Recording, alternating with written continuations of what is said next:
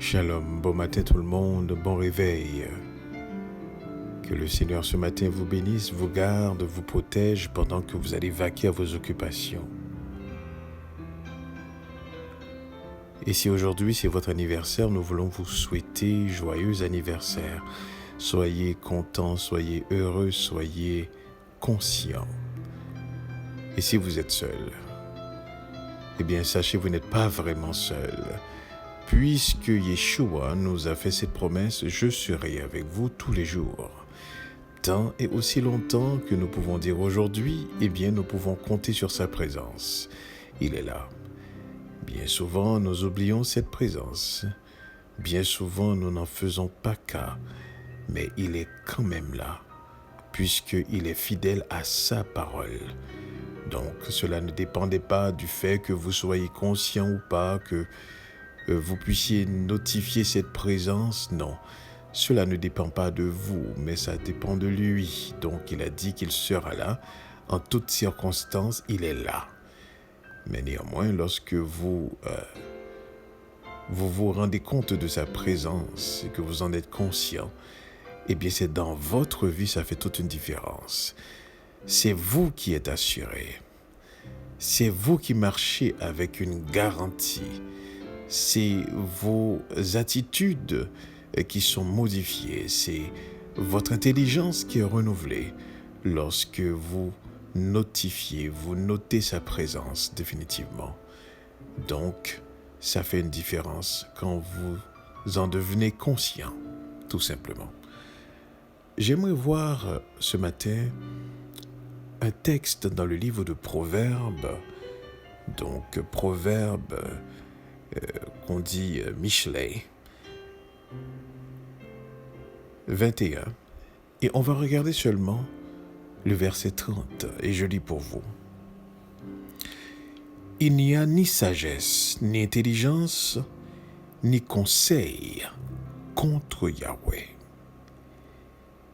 Il n'y a ni sagesse, ni intelligence, ni conseil contre Yahweh.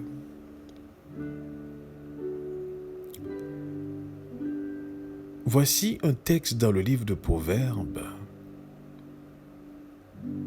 qui est un texte qui démontre qu'il n'existe et il ne peut exister, il n'a jamais existé, il n'existe pas, il ne pourra exister aucune forme de science, aucune forme de sagesse, aucune forme d'intelligence qui peut rivaliser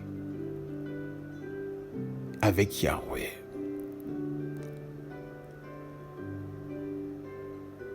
Et lorsque nous comprenons cette vérité,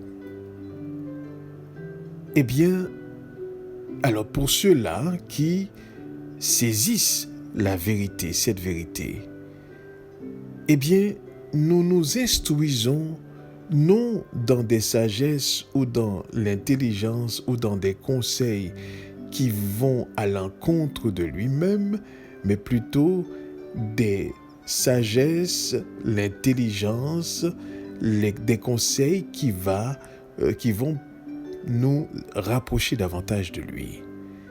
Et c'est là qu'on se rend compte que c'est sa sagesse. On se rend compte que c'est sa sagesse, c'est son intelligence, c'est ses conseils, ce sont ses conseils qui nous rapprochent de lui-même. À quoi ça sert de développer toute une sagesse? À quoi ça sert de croire qu'on a l'intelligence? À quoi ça sert de s'enrichir de conseils, mais pour ainsi trouver qu'à la fin, nous ne pouvons effectivement nous rapprocher de Dieu davantage. Au lieu que ce sont des choses qui nous rapprochent, eh bien ça nous éloigne. Il n'y a ni sagesse, dit le texte, ni intelligence, ni conseil contre Yahweh. Comment voudriez-vous être contre un être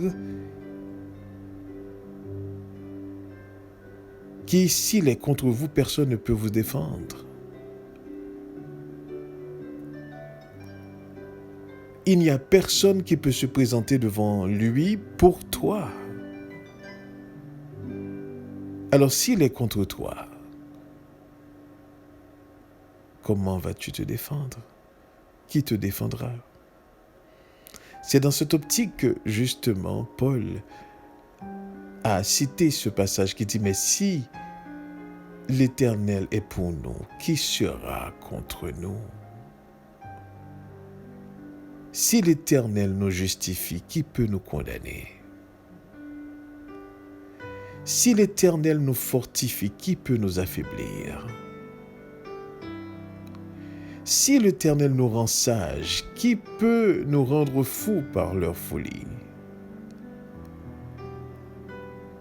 Si l'Éternel nous aime, qui de par sa haine peut nous atteindre?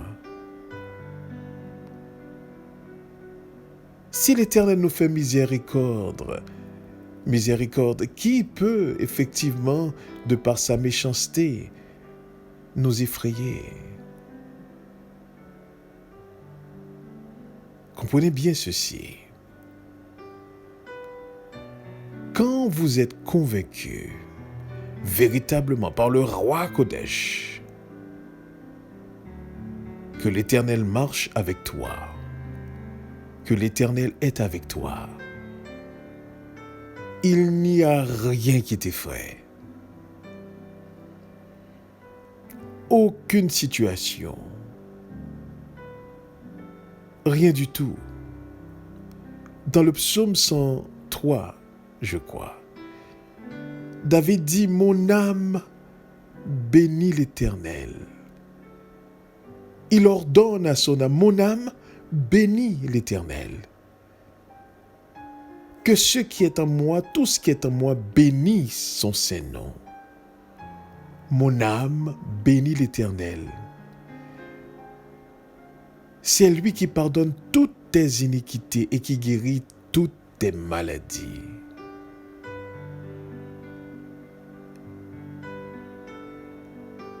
En réalité, lorsque vous réfléchissez, que vous méditez, vous essayez de comprendre, il n'y a rien d'autre que vous pourriez désirer que de marcher avec ce Dieu-là.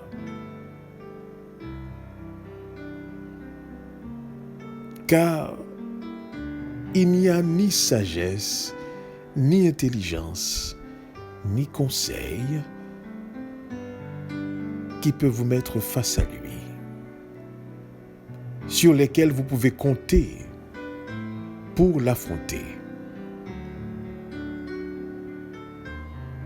Et c'est dans cette optique-là aussi, quand il se manifestera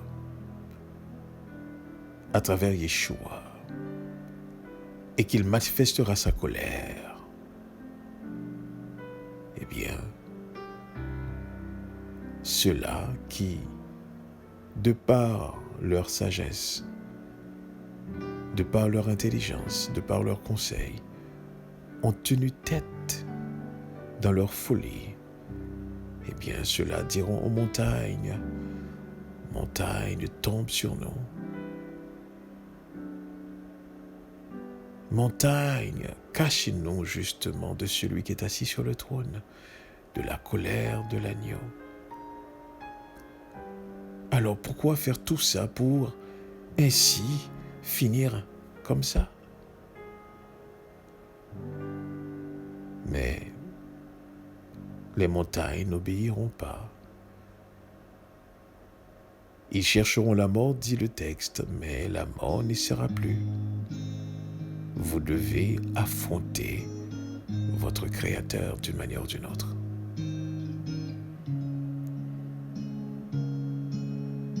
Donc si c'est ainsi, pourquoi à chaque jour dois-je vivre dans la folie?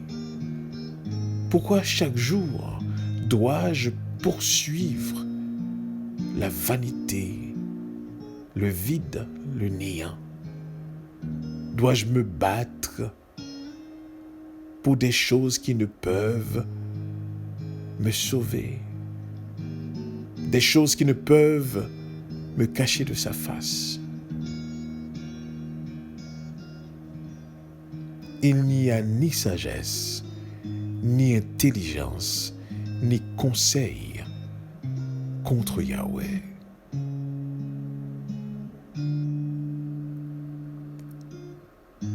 Nous devrions saisir cette parole. Dans le livre d'Ecclésiaste, au chapitre 7, au verset 12, Salomon a énoncé quelque chose lorsqu'il était dans ces moments de réflexion et qui est profond. Il a dit, car à l'ombre de la sagesse, on est abrité comme à l'ombre de l'argent. Mais un avantage de la science, donc de la sagesse, c'est que la sagesse fait vivre qui la possède.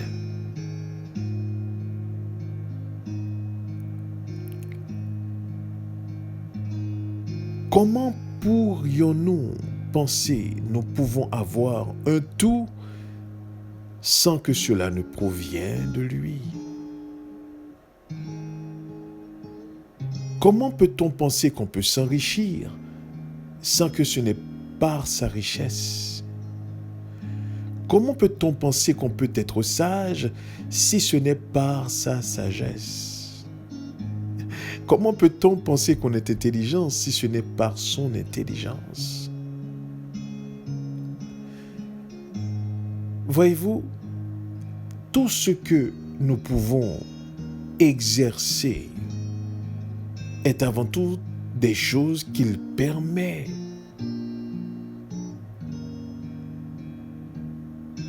Comment pourrais-je penser qu'un bébé d'1 mois peut tenir compte, peut être en lutte avec un homme, un adulte bien entraîné au combat? Voyez-vous l'absurdité?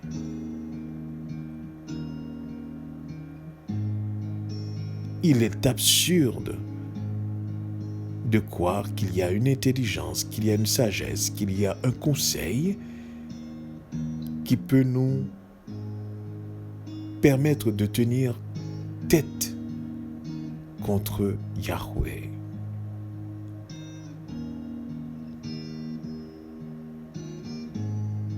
Et c'est ce que ce texte voudrait dire. Il n'y a ni sagesse, ni intelligence, ni conseil contre Yahweh. Perte de temps. Peu importe ce que vous planifiez, il le savait déjà.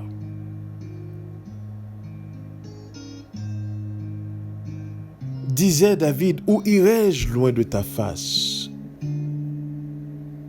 Où est-ce que je peux me cacher? Disait David. Dans le psaume 139. Vous comprenez, il n'existe aucune façon. Il n'existe ni intelligence, ni sagesse, ni conseil contre l'Éternel. Parce qu'il sait quand je m'assis et quand je me lève. Il pénètre de loin ma pensée. Il sait quand je marche et quand je me couche. Il pénètre toutes mes voies. La parole n'est même pas sur ma langue, qu'il la connaît entièrement. Pendant que je suis en train de parler, je ne connais pas l'entièreté de ma parole, mais lui, il le sait déjà. Il m'entoure par derrière et par devant. Il met sa main sur moi. Comment pourrais-je comprendre cette sagesse qui est au-dessus de ma portée, disait David. Une science aussi merveilleuse est au-dessus de ma portée. Il a compris qu'elle était trop élevée pour que je puisse la saisir. Et là, il s'est posé la question, mais où irai-je loin de ton esprit? Où fuirai-je loin de ta face? Si je monte aux cieux, tu y es. Si je me couche au séjour des morts, t'y voilà. Disait David, si je prends les ailes de l'aurore et que j'aille habiter à l'extrémité de la mer, imaginait-il, eh bien il dit, là aussi ta main me conduira et ta droite me saisira. Dernier espoir, si je dis au moins les ténèbres me couvriront, la nuit devient lumière autour de moi. Même les ténèbres ne sont pas obscures pour toi. La nuit brille comme le jour et les ténèbres comme la lumière. Il n'y a ni sagesse, ni intelligence, ni conseil contre Elohim, contre Yahweh.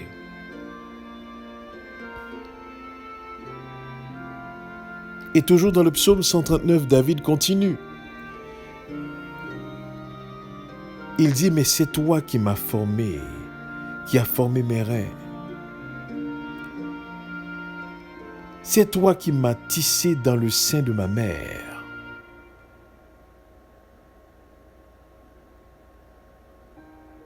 Comprenez bien ceci.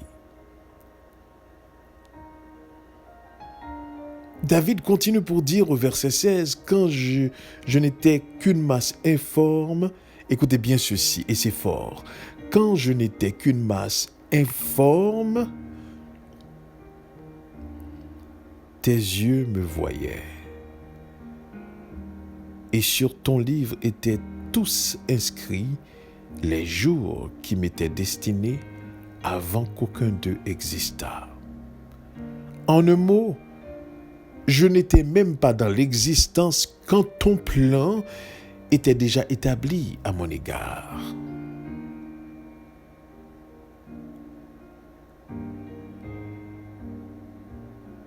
Et David conclut au verset 17 que tes pensées, ô Elohim, me semblent impénétrables.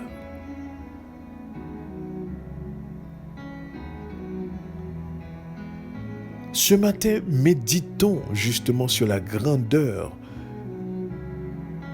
de cet être. Examinons ses œuvres. Fouillons justement sa création. Essayons de comprendre sa magnificence. Vous avez une terre qui est en train de tourner. Une gravité qui nous retient sur cette terre tandis qu'elle est en train de tourner. Une couche d'ozone qui nous protège contre les rayons du soleil, les rayons ultraviolets. À chaque fois que nous respirons, justement, il y a de l'oxygène qui pénètre nos cellules et qui les énergise, si je peux dire ainsi.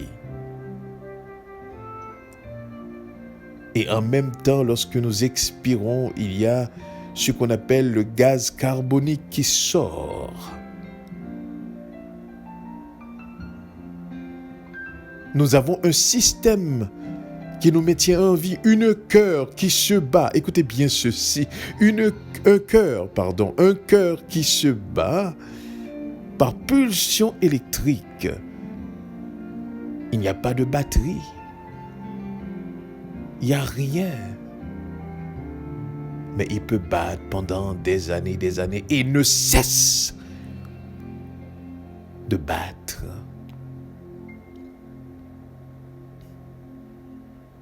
Comment peut-on penser par sa sagesse, par son intelligence, par sa science, par ses conseils, aller à l'encontre d'un Créateur aussi merveilleux que Yahweh?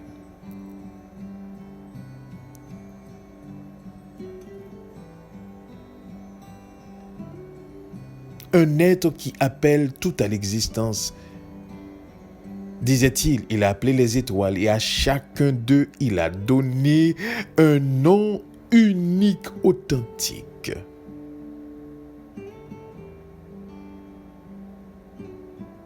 Une étoile, c'est un soleil. Il existe un nombre illimité dans la science humaine, dans le langage humain, de galaxies. Dans une galaxie, il y a des millions de planètes. Des millions de planètes dans une galaxie. Et il existe un nombre illimité de galaxies. La distance d'une galaxie se calcule en années-lumière, dans la science humaine, bien entendu.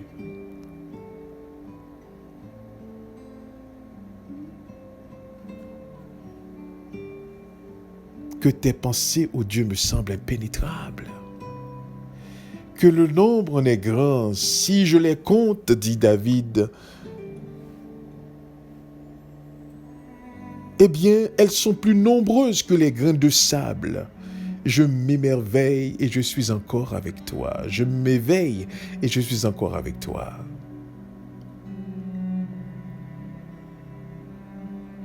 Avez-vous pris le temps nécessaire d'observer et de comprendre la grandeur de Dieu à travers sa création? Prenez une pause sur vos soucis, une pause sur les problèmes, une pause sur les circonstances, une pause sur les épreuves, une pause sur les situations. Et juste pensez, regardez, observez, analysez. Et vous allez être émerveillé devant la grandeur de ce Dieu extraordinaire. La mer est l'élément le plus abondant sur la terre. Et malgré cette abondance, il a dit dans sa parole, écoute, je limite tes flots, tes vagues à cet endroit. Tu ne dépasseras pas.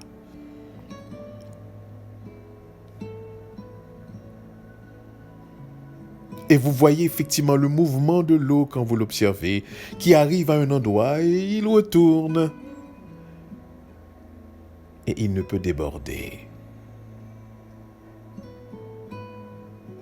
Si ce n'est par sa volonté.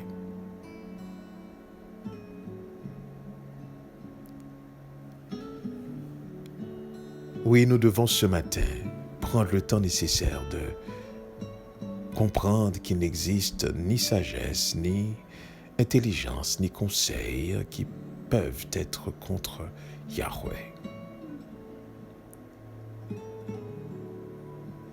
Hier, pendant que je faisais une formation, comme d'habitude, j'essayais d'avancer quelques éléments de vérité, quelques éléments d'analyse, de méditation avec le groupe. Je leur ouvrais les yeux sur certains mensonges, par exemple. On est au 12e mois, le temps dit les hommes, mais le nom de décembre était 10e et je leur faisais comprendre ça. Et c'était pour la première fois que leur pensée effectivement s'arrêtait sur quelque chose comme ça. Je leur apprenais que il y a 4 saisons et la première saison, c'est le printemps. Et quand on calcule justement de décembre, janvier, février, on voit qu'effectivement, le premier mois de l'année, eh bien, c'est mars. Et c'est en mars que tout se renouvelle. C'est à l'équinoxe de printemps, donc tout se renouvelle. Donc, l'année commence en réalité avec le printemps. Je leur faisais comprendre justement que nos yeux ne nous permettaient pas vraiment de voir. C'est grâce à la lumière que nous pouvons voir. D'où l'importance effectivement de comprendre que la lumière est un élément essentiel. Ce n'est pas les yeux. Car si on te renferme à un endroit où est-ce que tes yeux sont grands ouverts, mais il y a une absence totale de lumière, malgré les yeux sont là et sont grands ouverts, on n'est pas en mesure de voir. Donc c'est la lumière qui nous faisait voir. Je leur faisais comprendre que justement que la croyance avait un rapport avec ce qui était cru. Si ce qui est cru est vrai, ben ta croyance est vraie. Mais si ce qui est cru n'est pas vrai, ta croyance n'est pas vraie. Et pendant que je faisais cela, il y en a une d'entre eux qui m'a posé cette question. Mais croyez-vous en Dieu? Est-ce que vous croyez que Dieu existe? Et là, l'Esprit de Dieu m'a permis de faire un exposé extraordinaire. Je m'adressais à des êtres, des personnes qui ont toute forme de croyance, musulmanes, bouddhistes, etc., selon leur provenance. Et le roi Kodesh m'a donné la sagesse de les exposer en dehors de la religion, la vérité.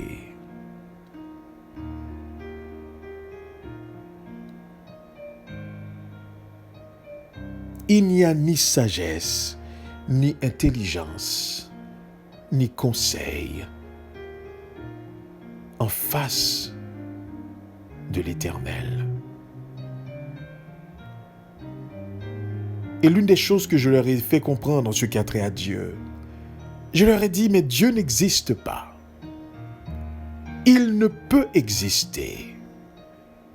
Car s'il devait exister, ça voudrait dire qu'il a reçu son existence de quelqu'un, d'un être plus grand que lui-même. Donc, il ne peut exister. Et je leur ai dit, mais Dieu ne peut non plus se créer. Car s'il devrait se créer, il faudrait qu'il se précède. Donc, c'est absurde. J'ai dit, il n'existe qu'une seule question à propos de ce Dieu. Est-il ou il n'est pas? Et je leur ai fait comprendre. Maintenant, si on regarde les pour et les contre, quels sont les éléments qui sont contre, justement, qu'il soit?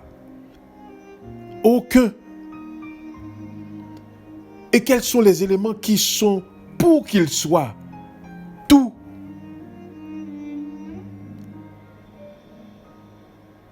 Voilà pourquoi il est dit, c'est l'insensé qui dit en son cœur qu'il n'y a point d'Élohim, qu'il n'y a point de Dieu.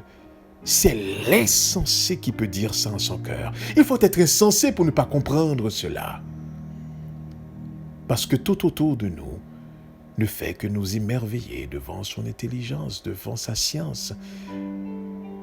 Sa création parle pour lui. Et je leur ai dit, depuis le monde macroscopique jusqu'au monde microscopique, tout est émerveillement.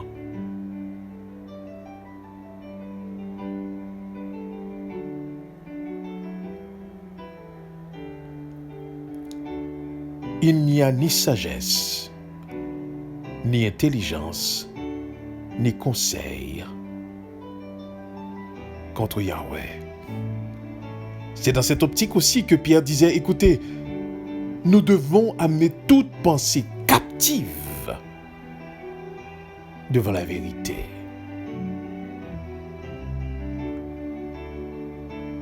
Comprenez bien ceci.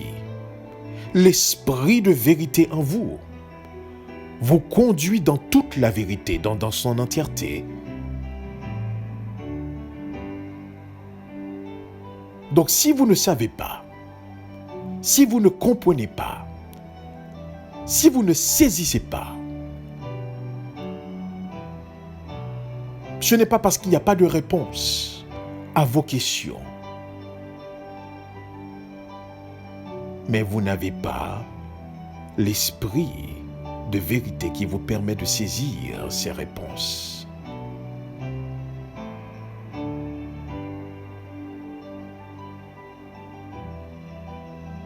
Que le Seigneur nous aide à comprendre ce matin, à saisir.